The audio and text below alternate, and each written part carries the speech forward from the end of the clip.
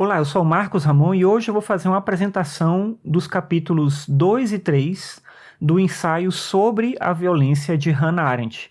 Esse é um dos textos que vai ser cobrado na avaliação do PAS da UNB.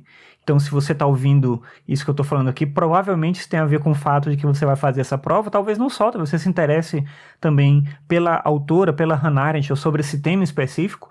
Mas é bem provável que você esteja aqui porque você está estudando para fazer a prova do PAS, então eu vou tentar aqui apresentar as questões centrais do texto e eu espero que consiga te ajudar de alguma forma. Para organizar minha fala, eu montei um mapa mental e eu vou compartilhar ele com você. Se você achar que é interessante, você pode acessar ele no meu site em marcosramon.net/filosofia. Lá vai ter um espaço específico sobre materiais do PAS e tem esse mapa mental que eu vou utilizar, que eu estou utilizando para fazer essa minha fala aqui, caso você queira ter acesso a ele.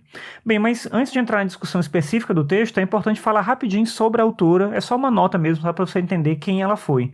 A Hannah Arendt foi uma filósofa alemã que nasceu em 1906 e morreu em 1975. Ela estudou com Jaspers e com Heidegger, que são filósofos importantíssimos aí do século XX. O Heidegger mais próximo da fenomenologia, o Karl Jaspers com o existencialismo, com a teoria do existencialismo, mas a Hannah Arendt ela acabou desenvolvendo a pesquisa dela, o trabalho dela muito mais voltado para a política e não para essas áreas que eu mencionei, né, o existencialismo ou a fenomenologia, ainda que alguns autores coloquem ela dentro desse espaço da fenomenologia. Quando Hitler chegou ao poder na Alemanha em 1933, a Hannah Arendt foi impedida de assumir um cargo na universidade, porque ela era judia, então ela saiu da Alemanha, ela foi para Paris, na época junto com Walter Benjamin, e depois ela foi para os Estados Unidos. O Benjamin acabou morrendo numa tentativa de sair da França, quando a França foi ocupada, mas a Hannah Arendt conseguiu escapar, e aí de lá ela foi para os Estados Unidos, onde ela trabalhou até o fim da vida, dando aula em universidades e colaborando também com alguns jornais. Ela produziu obras importantes na área da filosofia política, especialmente As Origens do Totalitarismo, A Condição Humana e Entre o Passado e o Futuro. Esse texto que eu vou comentar aqui, o Sobre a Violência, ele é um ensaio, é um texto bem mais rápido, bem mais direto, que não tem a densidade de outros trabalhos dela, como os que eu mencionei anteriormente. E só para apresentar um contexto para você, é importante dizer que no primeiro capítulo, a Hannah Arendt procura explicitar os motivos dela para escrever esse texto, bem como apresentar o pensamento de outros autores que tratam, em alguma medida, da relação entre a política e a violência, no caso Marx, Hegel, Sorel e o Fanon. Além disso, a autora faz uma breve reflexão sobre a ideia de progresso, questionando a nossa crença quase que irrestrita nessa forma de ver a realidade e de ver o mundo atual como se fosse uma consequência dessa ideia de progresso, que é uma coisa que ela discorda, porque ela afirma que é um equívoco encarar a história em termos de progresso cronológico contínuo. Esse ensaio foi um ensaio escrito em 1969, então ele tem muito a ver com questões que estavam acontecendo ali na época, especialmente o movimento estudantil, e também uma série de lutas por direitos sociais, a questão contra o racismo nos Estados Unidos. Então ela acompanha tudo isso e ela escreve esse ensaio também com base nessas experiências que ela teve. O segundo capítulo, que é de onde eu quero partir aqui para fazer a discussão com você, ele se inicia com a constatação de que existe um consenso entre os teóricos políticos, tanto os de esquerda quanto os de direita, mas tem um consenso nesses teóricos que afirmam que a violência nada mais é do que a mais flagrante manifestação do poder. A Hannah Arendt discorda desse consenso por dois motivos. Primeiro, porque ele só faria sentido se a gente assumisse a tese marxista do Estado como instrumento de opressão nas mãos da classe dominante. Se fosse sempre assim, essa condição do Estado como um instrumento de opressão. Então, teria esse primeiro ponto, mas também porque pelo fato de que, se isso fosse verdade, a gente teria que se questionar se o desaparecimento da violência nas relações entre Estados equivaleria ao fim do poder, e o que não parece ser o caso. Então, se o fim da violência não nas relações entre Estados, né, não equivale ao fim do poder, então violência e poder não tem como ser tão relacionados assim dessa maneira, né, de achar que a violência é a manifestação imediata do poder. E ela parte de uma série de conceitos ou reflexões sobre o poder. Ela faz uso, como eu falei já antes, de teorias, né, de outros filósofos como Hegel, como Marx, como Max Weber, mas ela toma uma citação do Voltaire que diz o seguinte: o Voltaire afirma que o poder consiste em fazer com que os outros ajam como eu quero, Daí a ideia de que o poder tem relação com obedecer e ser obedecido. Só que ao mesmo tempo é preciso partir dessa definição para distinguir poder de força, além de apresentar outras distinções, que é uma coisa que ela vai fazer já mais adiante. O importante aqui então é entender já desde o começo que todas as instituições políticas são manifestações e materializações do poder. Então, sem o poder, elas se deterioram. Não existe uma instituição que não tenha, uma instituição política, no caso, que não tenha esse vínculo, essa relação com o poder. Isso é uma coisa que foi sintetizada pelo federalista Madison, quando ele afirmou que todos os governos apoiam-se na opinião, ou seja, o governo precisa do apoio do povo para que o poder faça sentido. Isso não vale só para a democracia, mas para qualquer forma de governo. Aí você pensa assim, mas mesmo para a tirania? Ela vai dizer que sim, mesmo para a tirania. Aliás, a Hannah Arendt observa que a tirania é a forma mais violenta e menos poderosa de governo, em onde ela já adianta a tese de que violência e poder não são a mesma coisa. E aqui ela começa a apresentar uma série de definições e depois de distinções entre o poder e a violência. As definições que ela apresenta são as seguintes. Primeiro, o conceito de poder, que ela define como habilidade humana de agir em uníssono, de comum acordo. A segunda definição é de vigor ou de potência, que ela vai dizer que é uma qualidade inerente a um objeto ou pessoa. A terceira definição é de força, que ela define como energia liberada através de movimentos físicos ou sociais, mas aqui é importante entender que não é a mesma coisa que violência. O quarto conceito que ela vai definir é de autoridade, que ela menciona que é um termo atribuído a pessoas, como no caso da relação entre pais e filhos, por exemplo, ou instituições, quando a gente fala da autoridade da escola ou autoridade da igreja, por exemplo. E aí a autoridade depende do reconhecimento e do respeito adquirido. Sem essas coisas não existe autoridade. E por fim tem a violência, o conceito de violência, que ela vai dizer que é um conceito que se distingue pelo seu caráter instrumental e pelo fato de que a violência requer orientação e justificativa tendo em vista um fim. Vai ficar mais claro isso quando eu for analisando os outros elementos que ela coloca nessa relação entre a violência e o poder. Porque em conjunto com essas definições, a Hannah Arendt procura também demonstrar que a violência e o poder não são a mesma coisa. Ela vai até dizer mais para frente que são opostos. Apesar disso, a autora destaca o fato de que nada é mais comum do que a combinação da violência com o poder. Então, eles andam próximos, mas eles não são a mesma coisa. Por outro lado, ela vai dizer também que nunca existiu um governo baseado exclusivamente nos instrumentos da violência. Por isso é importante fazer as distinções que eu comentei. Então, em primeiro lugar, a primeira distinção tem a ver com o fato de que o poder depende de números, ou seja, de adesão de grande parte das pessoas, enquanto a violência pode passar sem isso. Ela não precisa ter uma adesão gigantesca. A violência acontece independentemente disso. A segunda distinção se refere ao fato de que o poder é parte da essência do governo, só que a violência não.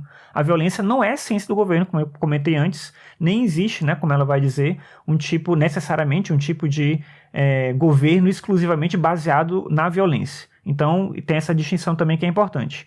A terceira distinção é quando ela vai dizer que é preciso afirmar que a violência precisa de justificativos, ou seja, precisa oferecer motivos para incitar a violência.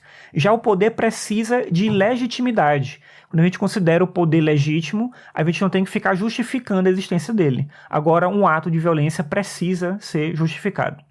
O quarto ponto é a distinção de que, ainda que o poder e a violência possam se apresentar juntos, o poder é sempre predominante.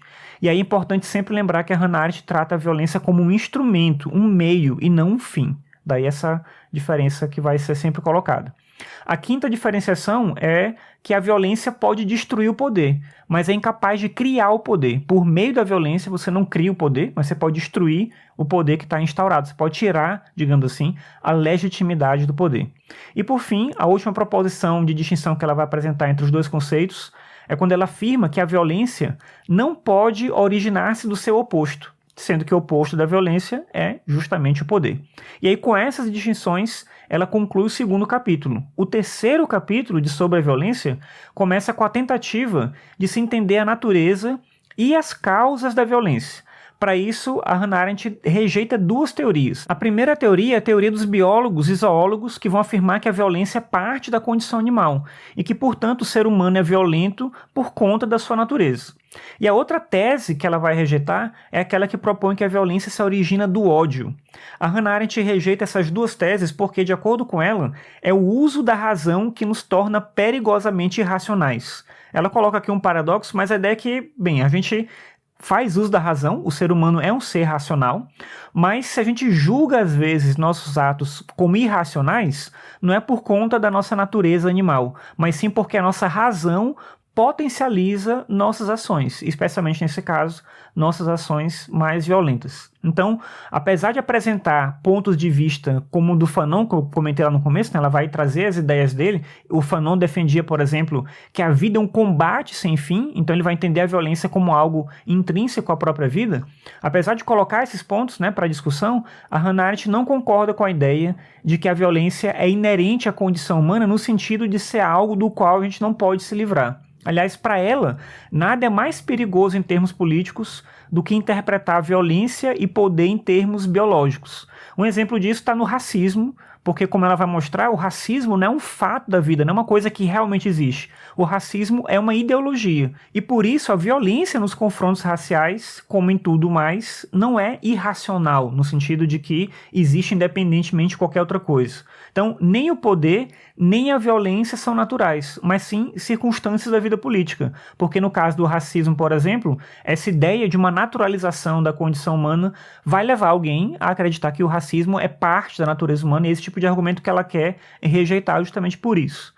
Esse é um exemplo específico que ela vai colocar, mas ela vai trazer também outras questões, né? Por exemplo, ela vai argumentar que a violência, sendo instrumental por natureza, ela é racional até o ponto de ser eficaz em alcançar a finalidade que ela tenta justificar. Então, existe esse caminho, né, da violência sendo instrumental, e aí ela passa por esse ponto da racionalização, mas buscando eficácia em alcançar determinado objetivo, né, aquilo que justifica, digamos assim, essa violência. Só que a violência é racional e ela opera em função de objetivos de curto prazo, é sempre para uma coisa imediata. E é justamente porque as demandas da violência são imediatistas que o poder muitas vezes cede às exigências da violência. Mas isso traz um risco muito grande, que é a possibilidade de que os meios dominem os fins. E o que é o meio aqui? O meio é a violência. O fim é aquilo que a gente quer alcançar.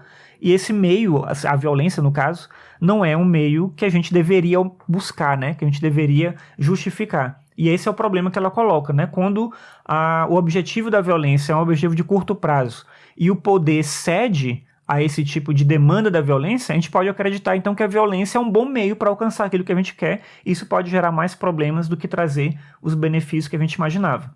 Nesse mesmo capítulo ainda, Hannah Arendt vai abordar o fato de que as rebeliões estudantis são quase sempre contra a burocracia. Ela está mencionando especificamente as manifestações na França em maio de 68, mas ela expande isso para outros contextos. Porque ela vai dizer que a burocracia é a forma de poder em que nós somos privados da liberdade de agir.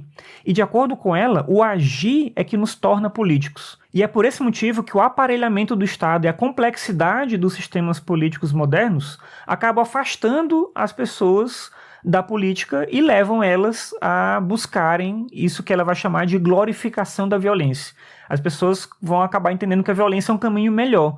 Como a gente não acredita que as mudanças necessárias podem ser feitas por meio da superação da burocracia, como a gente acaba sendo frustrado na nossa faculdade de agir, ou seja, de viver politicamente, a gente acaba sendo levado a crer que a violência é o melhor caminho e, obviamente, está errado e traz consequências terríveis, né? Além da burocracia, a Hannah Arendt vai concluir o ensaio mencionando a questão da impotência do poder em muitas situações. E ela vai exemplificar isso com a questão da ciência moderna, que realiza o impossível, como, por exemplo, levando a gente para a Lua, mas, ao mesmo tempo, no campo social, a gente não consegue fazer aquilo que, em tese, é possível, que é a vida em harmonia. Então, a gente viu essa contradição de ter uma ciência que realiza o impossível enquanto o possível aparece diante da gente como algo que a gente não consegue alcançar, e tudo isso, mais uma vez, leva para esse caminho da violência como uma solução, uma possível solução.